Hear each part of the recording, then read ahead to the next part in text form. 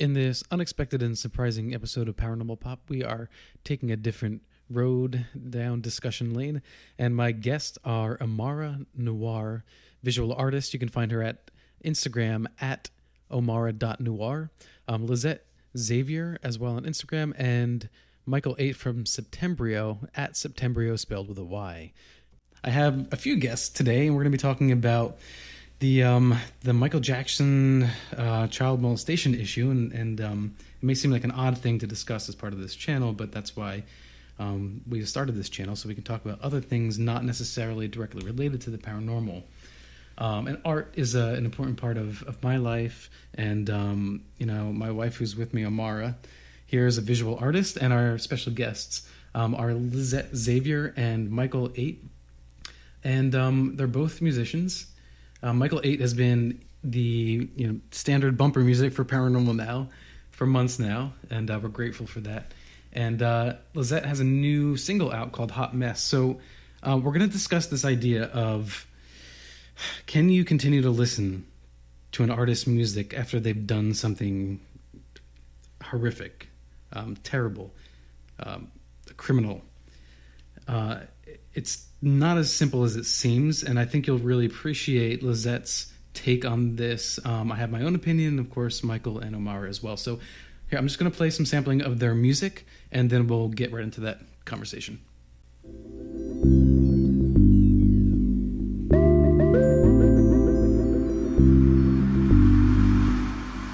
been lost in the red direction. Let go to get connection. I'm a mess, but a hot mess. Perfectly fucked up with imperfection. I'm a mess, but a hot mess. Learning to love all my indiscretions. I've been going and I don't wanna be found. All right, and that's a sample of Hot Mess from Lisette Xavier, and I'm going to play January Waits, one of my favorites by Septembryo.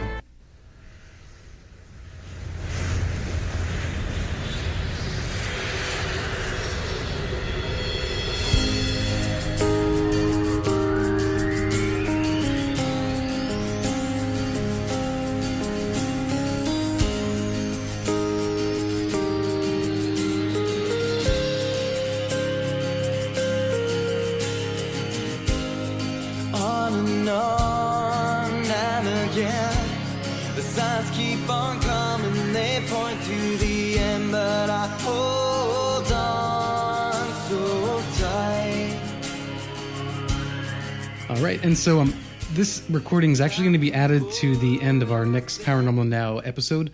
So those of you who are listening on the radio, you'll have heard January Waits as part of the bumper music for this episode. For the YouTubers, this is your chance to have heard their music. Michael, again, January Waits, hands down, really is one of my favorite songs. I listen to it all the time on the go, and I don't know, it just grabs me. So thank you so much. Lisette's actually backup vocals on that song as well, so it's nice that you chose that one. You're right. On occasion, I'll add that in when we do the bumpers, but thank you for that. So, Lisette, we were talking on Facebook about this, and so what's your take? Can you listen to Michael Jackson's music or R. Kelly's music, for instance, or any artist's music, knowing that they've committed some horrendous criminal act, particularly like rape or molestation or beating? Well, I could theoretically, but I actively choose not to. I think it's a super personal choice. And I think that, like anything, people should make educated choices in everything, in every part of their lives. And this is no exception. So for me as an artist, my music and my art is an extension of myself. I know that as truth, my truth, I should say. When I write a song, it is so personal, even if it is just about one aspect of myself or my life or my experience. Mm-hmm. It is such a true representation of that extension. And so when I come across situations like this and people do things that I perceive to be as, unacceptable for a number of reasons. I mean, least of all, like something as atrocious as these claims. Mm-hmm. I just can't do it because I can't separate the art from the person, because they are the same to me. And I mean, even more to the point, I think that when I shouldn't say we, because I do think everyone should be able to make this choice on their own. But for myself, if I choose to listen or support an artist or a person who has done something terrible, what I'm really saying is that what they've created or what they're offering me is more important than the solidarity of the victim. And for me, that's a really easy choice. In this case, we don't have absolute fact, right, or evidence, just circumstantial evidence and eyewitness testimony. So is it a choice then to believe them? And if you're choosing to believe them without knowing for an absolute fact, does that give you a little leeway in order to continue listening to his music? I mean, I'm sure for a lot of people it does, right? Because, even reading online, a lot of people defending him and being so honest about the fact that they're just huge fans and they want to believe that he's innocent, in talking about Michael Jackson specifically. So I think a lot of people, I mean, of course, want to take that safe route, like, okay, these people are saying that that's terrible, but we don't know for certain. So, like, this is still my favorite song, and if they can live with that choice, that's their choice to make. But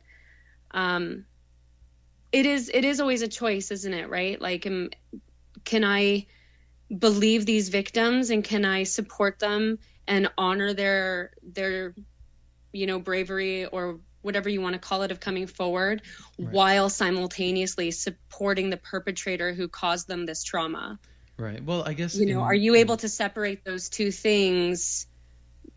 I don't know. I can't. James and Wade, I believe them. There's something that rings very true about their story. They seem genuine. And, the idea of child molestation, or they keep calling it child abuse, but it's an odd way to phrase it. I think it's less offensive, right? Like, we want the thing that's going to leave us the most comfortable. But you're right. It is the most horrible. Yeah. Yeah. I don't know why they keep saying child abuse, because... if I can interject, I think it's abuse because of the way that this works in the long term. It's not just a physical act, but how insidious it is over a long period of time, to question yourself and to deny yourself. It's that long-lasting feeling of guilt.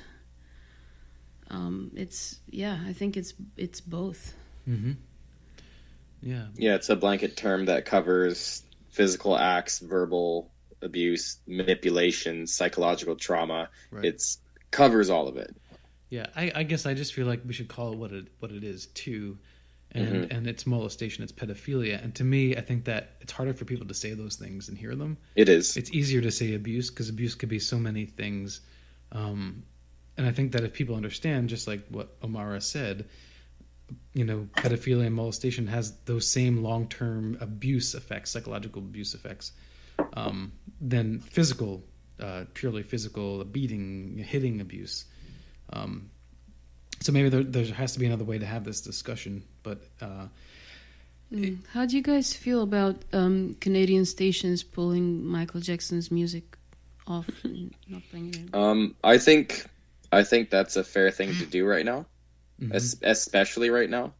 I don't think you hear much Michael Jackson on the radio anyways. To hear one of his songs during this time, at such a sensitive time, would be, I think, tasteless, no matter whether you think he did it or not. So I think it's actually a smart choice for them to take it off the air for now, and perhaps indefinitely.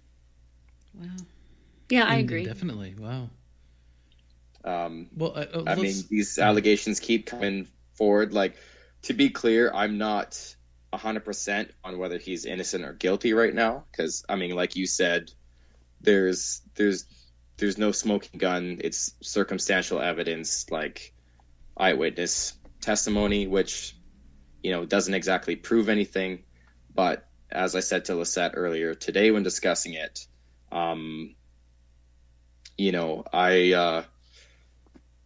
something could convince me 100% of his guilt, but I think for the rest of my life, nothing could convince me 100% of his innocence. There's just too many questions for too long, Right. Well, it's one of the arguments is Macaulay Culkin and Corey Feldman, who are both very famous and well known, knew Michael then when they were kids, and they said he would never touch them and did all these things, and we do know now that that people can be in denial for not repressed, but in denial of admitting what happened, because of the psychological manipulation that occurs. But I thought that maybe because these two people were superstars already and rich already, that maybe Michael Jackson, because obviously he would have been very manipulative and clever, and he did things as to protect himself, took methods to protect himself.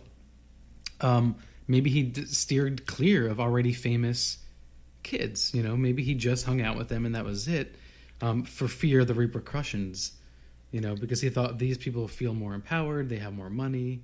The Jacksons before they don't have anything to gain from coming forward, so it wouldn't be a smart move for him to do it. Right. I have the same thoughts about it. I think it makes a lot of sense that there would have been a lot of young people that would have gone, to his ranch who he wouldn't abuse, because he would have been clever with who he groomed and who he could, kind of fit the mold of what he needed them to fit to, suit his level of control that he needed. Well, it makes sense to me that there would be innocent among victims. Well, in regard to the art, Omara and I were talking about, oh my gosh, this name's just slipped me now. Director of Psycho, Hitchcock. Yeah. And Hitchcock, I mean, he's filmmakers look to his films, right? And they learn from his films. He's still historically, as an artist, considered a great. But now we know the way he treated women, in particular on set. He was a bit of a monster, and yet we still embrace him as a great artist.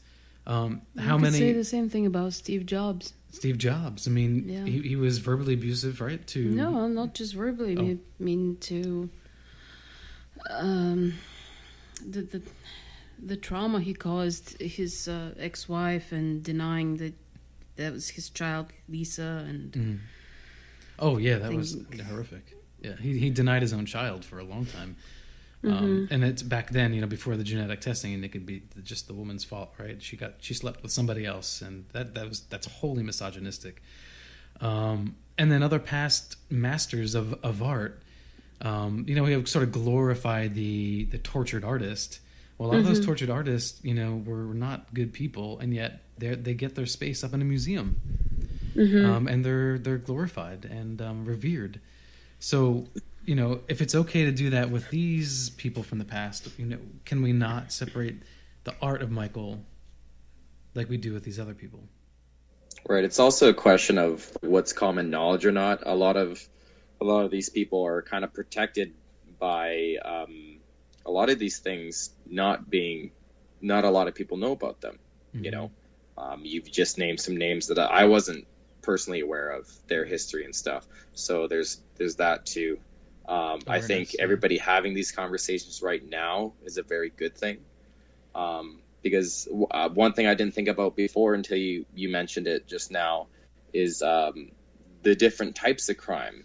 When can you still listen to an artist that had raped somebody or molested someone, or killed somebody, which is a terrible thing. But we have a lot of artists, gangster rap artists that have lived that lifestyle and definitely have taken lives and dealt drugs and did terrible things, and that life is glorified. It makes me wonder what kind of path is going to be taken in the future where people start to become ultra aware of the artist's personal life, and how much will that factor into people's decision to listen to it or not?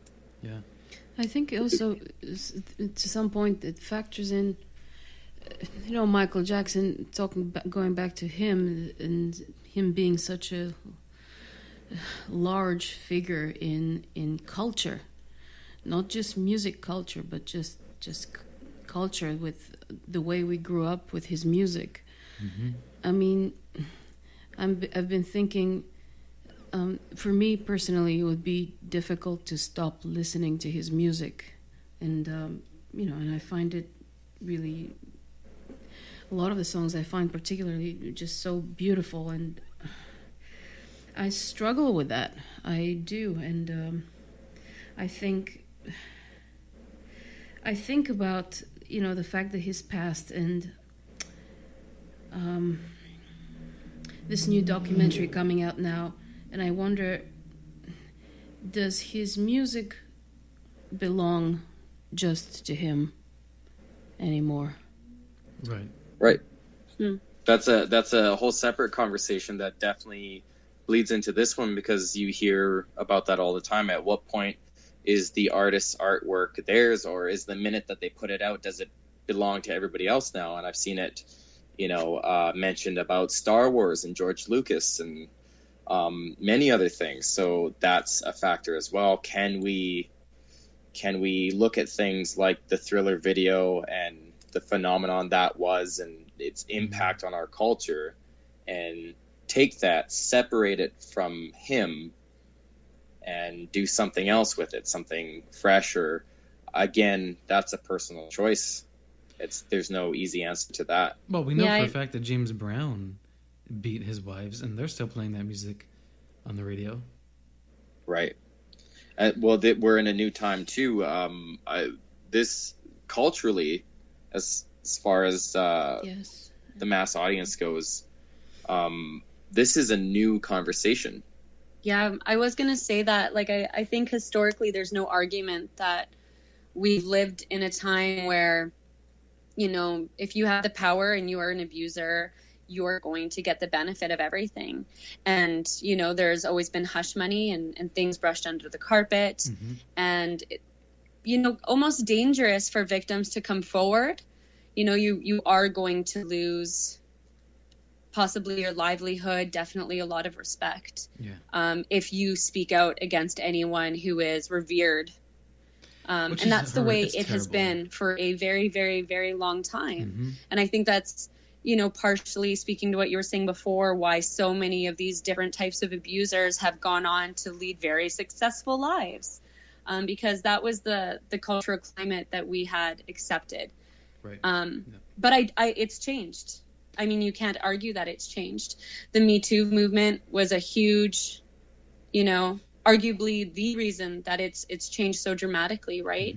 Mm-hmm. Holding people accountable for the very first time. I mean, Kevin Spacey, I know, aside from being taken off House of Cards, he had already filmed a new project, and they actually spent, I think it was $10 million to bring in another actor and redo all of the parts. So, it is changing, but it will be a slow change, because we have to undo, how long of a different type of cultural climate. But, it is a shift, though. You can definitely. It is a huge shift. Yeah, it's a shift in our society and an awareness and what we choose to accept. Because I know I'm not the only person who, doesn't listen to Chris Brown, and who will, I will avoid movies or different pieces of bodies of work where, the creator has done something that I just cannot align with. Like Bryan Singer or something like that. Right, Bryan Singer is a good one to bring up. Yeah. It's with Chris Brown or anyone who's alive still, R. Kelly. I'm wholeheartedly for not purchasing, not supporting them, because they can use that money. Because one of the reasons R. Kelly's been able to get away with what he's done for so long is specifically the money he's made, and the only reason why we're talking about it now is he's finally running out of money and people are talking. Right. So to support him is to support, his behaviors and covering them up. Right, but we do have to be very conscious about where our money's going and knowing what it's used for. In years from now, when he's long passed away, I mean, is it a crime to sing, I believe I can fly, and just like feel good about yourself and separate that good feeling from the man who once was? But no longer is? That's a personal choice. How do you feel? I don't know. I have mixed feelings about it. I really do. And I think that's good, because I think that means that you're really thinking about it. And I think that's what everyone should be doing. You shouldn't be able to ignore, the bits that don't feel good to just justify the parts that do feel good. I think that people need to look at something for what it's worth, look at it for its entirety, and then make a decision that they can really live with. I know that when I think about, I kind of come from it from a different angle, and I think that has really helped form, the strong opinion that I personally have when it comes to boycotting, which is that I really just think about the victims. And I don't think that I could ever look at a victim, and say, I believe you, I support you, and I want you to heal, but I'm going to support your perpetrator. I support you, I believe you, I'm here for you, and I am still supporting the person that broke you. But that still brings me back to, are you really supporting that person since he's dead anyway? For me, it is. Okay. Because I think it's like, when someone creates a child, they live on in their child. Yeah. And it's part of their legacy. And as an artist, and again, this is my personal experience and how I create my art and how it feels to me, but my art is really an extension of myself. So, it is one and the same. And so I can look at someone else's art and I mean that even on a very small scale locally, there's artists that I've met that I really don't respect, and I genuinely loved their music. And, Mike can vouch and say that I will, more than not listen to them, like I will just not even mention their names, because it's like I do not support what this person is pouring into the world, because if it's an extension of who they are, I don't need more of that in my life. Yeah. And you guys as musicians, would you introduce your kids to Michael Jackson's music? Oh man, my son is already a fan, and so right now we've been discussing how we are going to talk to him about it. Yeah. But I mean, ultimately it will be a good conversation, even though, technically Michael Jackson's guilt is still up in the air. Now might be the best time to talk to him about it, because it might teach him to, like, for example, for me growing up, there was nothing you could tell me that would convince me of his guilt. Right. Because I was such a huge fan. And I think that bias is what's damaging in this conversation. Growing up as an adult and having less of an attachment to Michael Jackson, and having the R. Kelly things be brought up, in my head, it made me rethink the whole MJ situation, and then this documentary comes out. So I think, I don't know exactly how we're going to talk to him about it, but I do know that it will be useful for him to learn to not let his personal feelings kind of get in the way of, to make him biased towards the evidence of what's out there. I guess. Sorry, go ahead. No, go ahead, Lisette. Well, I was just going to say, we hadn't actually concluded how we were going to handle it with our son, who is 9. But in my mind, I think that we're probably just going to, as child appropriate as we can be, give him the facts. Yeah. And be like, you know, some people feel this way, some people feel this way, and you get to choose how you feel. And just kind of, I don't think that we'll be making that decision for him necessarily. Right. So it is very much like everyone else, you know, he has to make that decision for himself. And I hope that everyone hope that everyone really takes all the information and actively chooses however they. But I think it's a healthy conversation to have anyway, because, you know, when I was growing up, my parents presented things to me in a very black and white way. You know, this person is a great teacher, or this person has accomplished so much, so that means they're great. And this here gives us an opportunity to discuss that maybe you've created something that is a great success, but that doesn't necessarily mean that the person behind it is a good person. Yeah. Mm-hmm. Well, guys, we have about a minute left. So is there anything that you really want to add to the conversation? I think above anything else, no matter what you believe, Mm-hmm.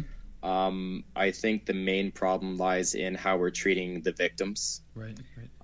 If you believe Michael Jackson's innocent, that does not give you the right to attack his accusers.